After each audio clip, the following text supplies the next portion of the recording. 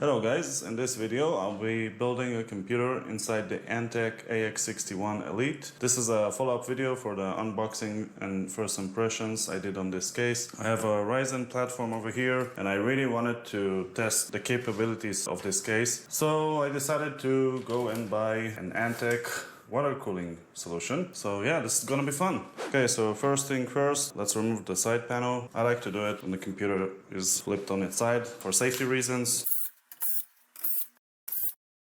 I used to work as a PC builder in a local computer store, and this is how a typical day looks like in the shop. Working with a power drill and not a screwdriver makes your workflow a lot faster. So, okay, let's put the tempered glass side panel right away inside the cardboard box. I like to put it between the two pieces of foam. Again, for safety, let's remove the side panel. Also put it in the box. Okay, so what I do first, I like to prep the case for installation. I like to go with the motherboard first. So we have our I/O shield over here. Make sure the audio jacks are at the bottom, and we go like this.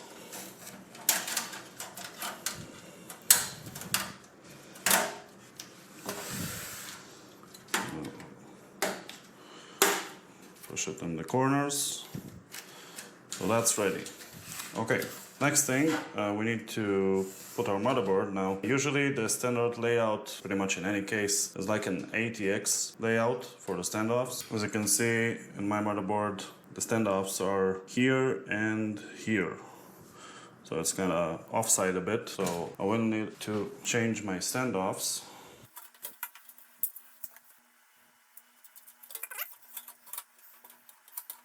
I think I also need a couple more because my board is a bit of a extended version of micro ATX. I have a couple of screws also over here. Usually this is the layout, but it's a bit of a longer board because it has 4 RAM slots, so we need 2 more here.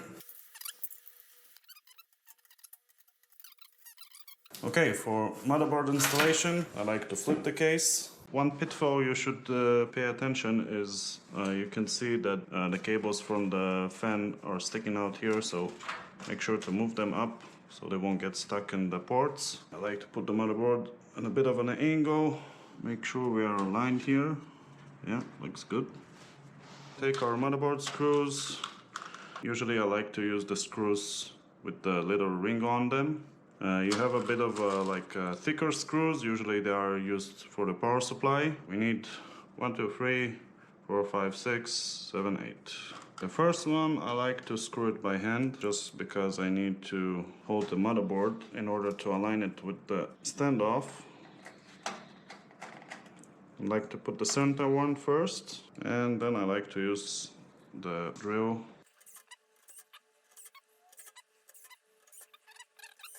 And motherboard is installed. Okay, so next I like to install the power supply. So far no problems. Motherboard installation was pretty smooth, except this cables. You need to pay attention not to get them stuck inside the ports. I talked in my video about these little pads over here at the bottom. So they give support to the power supply. It helps also to damp the noise from the fan and also protect from short circuits, because this is metal and this is metal. And yeah, metal and metal usually don't work very well, especially when it comes to power supplies. There is a filter over here, not the best one. It's probably like the most cheapest filter you can get. You can also move the hard drive cage over here, but this power supply is not that long, so I don't think we'll need to do that. But it is possible if you want to. You have 2 screws at the bottom, and you can move it a bit over here or just remove it completely. It looks like we might actually need to remove it, unless I can do something like this. Nope. So that's the thing about this case. It is pretty narrow compared to like other cases, because the hard drive cage is getting stuck at the bottom connections of my power supply. So I thought we could avoid it, but I guess not. It's okay. Let's move on. Okay, looks good. Make sure we align 1, 2, 3, 4. Like I said, I like to use the thicker ones, especially for a power supply that it is at least 5 times heavier than a motherboard. Up the torque a bit in the drill bit. Okay, looks good. Next thing I like to do is to install any hard drives I have or SSDs. So in my case I have a Samsung 250GB 850 EVO SSD. You have a couple of options here to install the SSD. You can either install it over here in these two spots. I think you need to install the SSD in the other side. You can also use the hard drive cage. There is cutouts for SSD, but because this place is very narrow and I don't have hard drives, I'm just gonna not use it and save this space for my cables. I'll need 4 more screws. I like to use the same ones I used for the motherboard.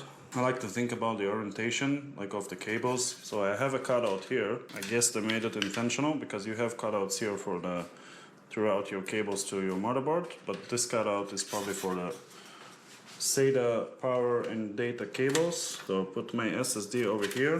Let me show you. Like this. Okay. I can use it also like this. I think here it's a pretty good spot. Align the hose and fire in the hole. As you can see, the other 2 screws are like behind here, but they made holes over here so you can access it through the hole. And we should be good to go. I like to put straight away the SATA cable because I always forget about them. So it goes under here, over here. Let's remove this harness of the fans for now, because I am going to remove the front fans anyway, because you can't mount a radiator on the top in this case, because there isn't enough clearance. You can put fans here, but not radiator, because it's way thicker. So I'll need to move these fans at the top and then put a radiator here. I like to put my motherboard cables, so we have the 24 pin.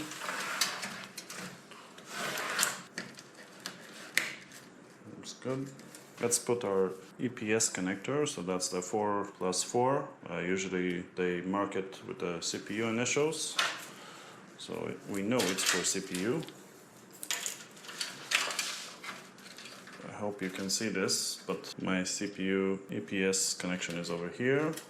And as you can see, I like to do this before I install a cooler, because then it's hard to reach over here. Okay, so this is for the graphic card. I guess we can route it here for now, in the front like this. Next, I like to do the front panel cables. There's also an RGB controller built in over here with the reset switch. So this one needs to go over here. That way we can control the LED of the fans. Let's do the front panel. Basically these cables are to control your power button, your LEDs in the front of the case up top. I always like to flip them. So the side that is written, it's on the bottom, facing down. And I pretty much know the order by heart. I do recommend to use a manual, like the motherboard manual, every time you do this, just to make sure you're not confusing. If you don't connect them properly, then things might not work for you. But yeah, there we go. Next, we have 2 harnesses here. USB, so that powers the USB at the top. This case have 2 USB 2.0s and a USB 3.0, which is this thicker cable. But for the USB 2.0, there's a different cable, so it's this one. And again, usually motherboards have, I don't think you will be able to see this with the GoPro resolution, but they kind of label if it's a USB 2 or whatever, so you can just look at the motherboard. But if you're not sure, just look at the manual. And the next one is the audio cable, so that gives audio or the front panel where the microphone and headphone jack. Now usually there's a place here because this cable need to connect over here, but as you can see, yeah, my power supply is a thick boy. I can't route it from there, so we'll do it from here. Not that big of a deal. All these cables have like special pin layouts, so it's very hard. Although they look similar, it's very hard to mix those, so don't be too afraid of it. Next we have our USB 3.0 cable. Let's see what's the best way to route it. So my USB 3.0 connector is here, so I think the best way is to route it from the bottom. So we go over here, like so. Looks nice. I like how all these cables are from the bottom, not tangling from the side. That way when I put the graphic card, it doesn't interfere with anything. Up next, we can do some cable management. Just a light cable management, just to see where we are. I like that you can kinda smoosh the cable over here. Let's put a zip tie.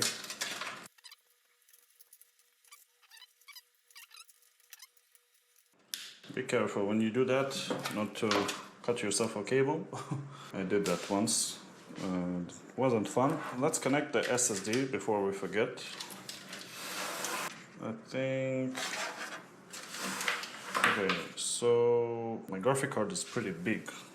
You can see the problem there. The SATA connectors are over here, so I kind of need the cable kind of go from here and go here, so it won't get stuck in the graphic card. Actually, I can just put it from here. I don't know why I overthink this, but yeah, that's good. Done. Okay, so we're pretty much halfway done. All I have to do now is to move the fans, then I need to install the radiator. Installing a radiator, especially a 361, it takes time and a lot of focus, so I'm gonna take a small break. It's okay to take breaks, especially if it's your first build. Just take a breather, you know. Be proud of what you have done so far. Get yourself a cup of tea or coffee and we will keep going afterwards. Okay, we are back and now we are going to install the 360 radiator. First, we'll need to take out the fans. In order to open the front panel, you need to put your hand over here. There's a tab over here that you can hold. Push it out towards you. Like so. And the fans are screwed from this side. Now, a potential problem I can see already is some of the screws are at the bottom over here. It would be a bit hard to reach them, but we'll do our best. Now, what I will be able to do with the drill, I'll do with the drill. One thing I already noticed, in some cases there's like a rail and you can kind of move it up and down. Over here it's fixed, so there's only one position that the radiator can go. I don't like this too much. It shouldn't be a problem, but we will see. I want to make sure that all the fans will be disconnected because I don't want cables to get stuck. So let's route the cables from here. It's gonna be hard with the power supply. I might will need to remove it. Yeah, there's no way I'm going to do that with the power supply inside, so let's remove the power supply. I don't have to completely remove it, but just can move it aside, just so I can reach out with my hand. Okay, got it. Okay, now we need the other side. Move all of this very carefully. And can continue over here. I will recommend to, if you're doing this, if you're removing the fans, do this before anything else. So that's something I learned. Over here I can't reach the screw. I have the risk of accidentally break one of the RAM slots. So let's take the RAM out. I'd rather work twice and not damage anything. Third fan is out. For now, I will leave those aside because you may never know how we are going to install the radiator. So let's move our case aside and open our radiator. I've never seen this before. It's gonna be my first time installing this. I am a bit nervous because each radiator and each company have their own like kind of way to install radiators. So yeah, okay. That looks like a lot of work. Let's go.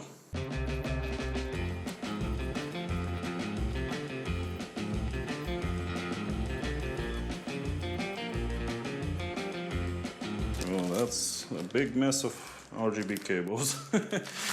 I noticed that this radiator have the fan already pre-installed. We will need to remove them in order to install it in the front because the fans are going from here and the radiator needs to go over here. Now another potential problem, this SSD might interfere in our way. Let's double check that first because I think it's not gonna go in, but Antec may surprise me.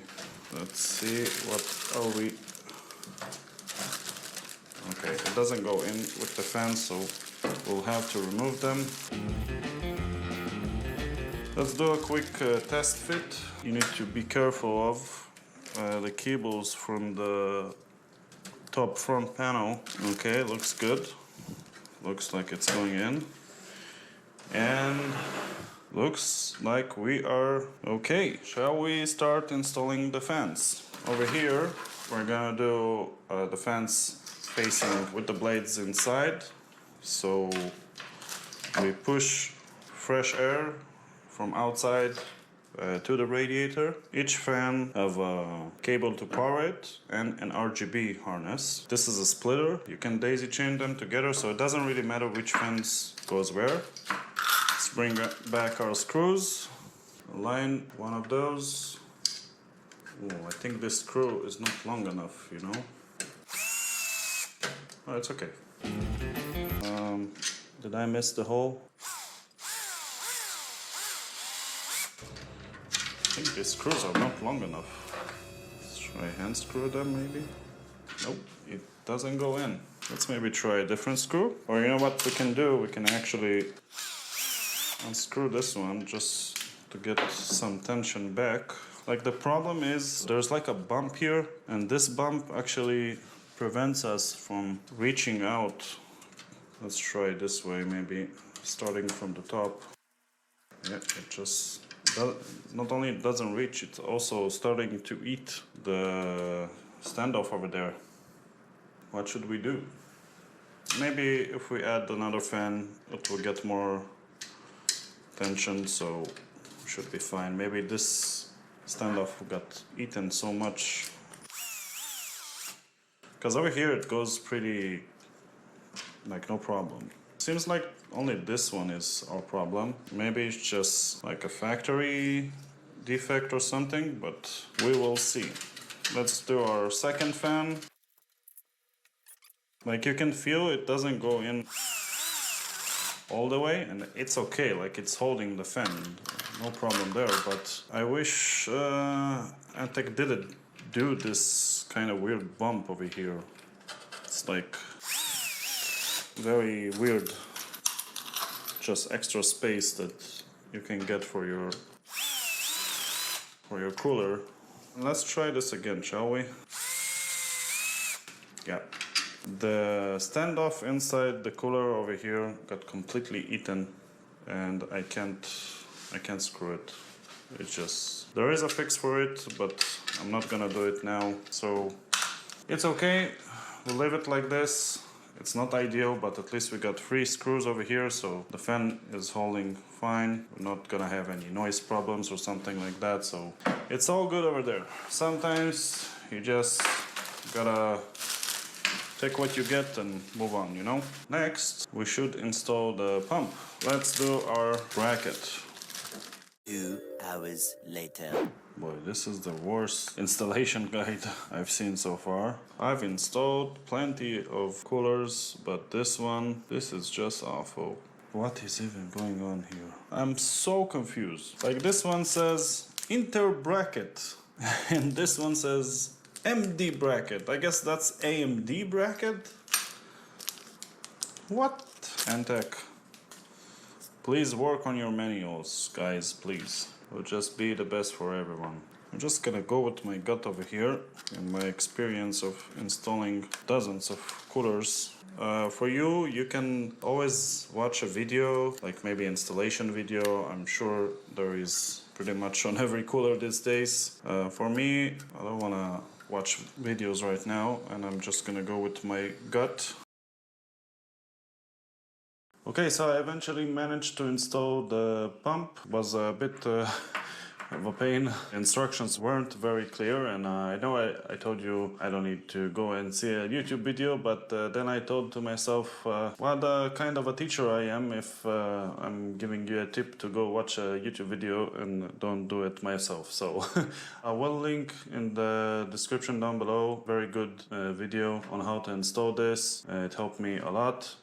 So if you are to install a cooler like that, I hope it will be helpful to you too. Okay, so all we have left to do is put the power supply back in, and I will connect the RGB and the fans. Then I want to see if we can mount the three fans that we took out from the front, if we can mount them over here. And yeah, other than that, just install the graphic card and see if the system works. I'm gonna put the blades upwards so it will exhaust hot air because we already have intake, and I'm not gonna fully install them, just gonna make a test fit at first. So let's put one fan, we'll put one screw. Yeah, okay, that's one. Yeah, there's no way there's 3 fans in here. Is this top is really for 3 fans? Let's see what they say on the box. I'm pretty sure on their website it says you can put 3 fans at the top. Okay, I'm a bit of a dum-dum. It says top 120. Okay, so after double checking that, when I was preparing myself for this video, I was sure that on the website it said you can put 3 fans at the top. I don't know, maybe I got confused because of the layout. Over here you have like 3, maybe that's why I got confused, but you can obviously see there's no space for a 3rd fan over here. I don't know what I was thinking. I guess it's a lesson for myself. Next time I should pay attention more. Also, a bit of a problem I can see here is that the radiator tubing gets stuck in the fan, so I might not put 2 fans. I might just put 1 here. I can, if I want, to strap this tubing into something and make sure it doesn't get stuck in the blades, but I don't want to take the risk. At least I have much less work now. That's a lemonade out of lemons, I guess. Is that how they say that? Make a lemonade out of lemons? I don't know. Okay, I'm gonna do some cable management, I think. We have a lot to do. I can put back the front panel for now. One important thing, I did mention it in my unboxing video. When you put the cables in these holes, make sure to leave the round holes open, because this is where the tabs are going in and you don't want to smush any cables.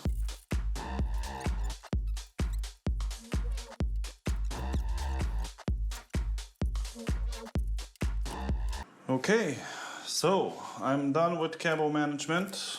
I guess we can do last one over here, just to kind of make it more tight. There we go.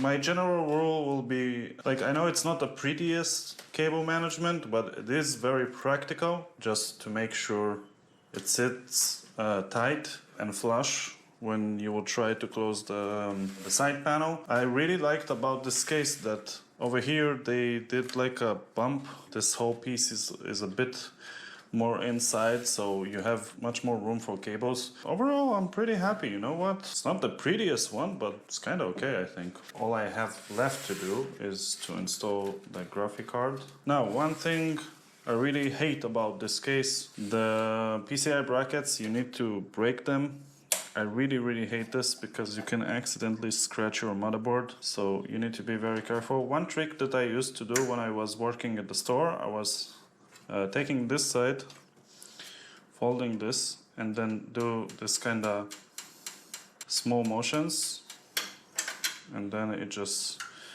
breaks without the risk of scratching the motherboard. So that's a cool trick you can use. We need to unscrew this. It's the GPU cover.